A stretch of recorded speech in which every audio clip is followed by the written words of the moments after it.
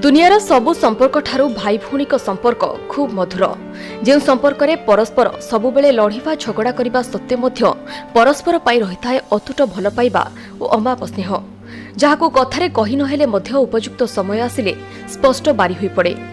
सेमिति दुई भाई भौणीकर एक वीडियो एबे सोशल मीडिया रे खूब भाइराल हेबारे लागिछि जहां देखिले खुशी रे आपणक आखिरे मध्य लुह आसिजिवो। जे वीडियो रे देखिबाको मिलुछि जे किपरि जणे बड़ भाई तार कुनी भौणी को कोଳରେ धरी गीत बोली सुआई देउछि आ कुनी भौणीटी मध्य निज बड़ भाई कोଳରେ खूब सुरक्षित भावरे भाई को चाहि रहिछि।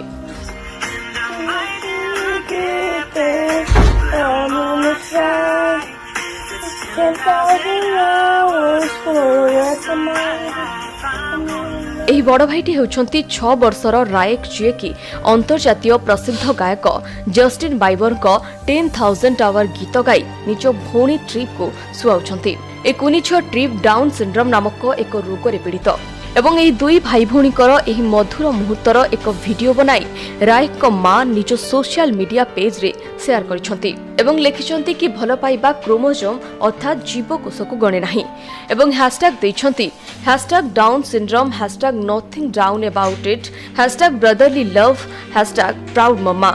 ए वीडियो सोशल मीडिया रे भाइराल हेबा परे लोक माने एहाकु खूब पसंद करछंती।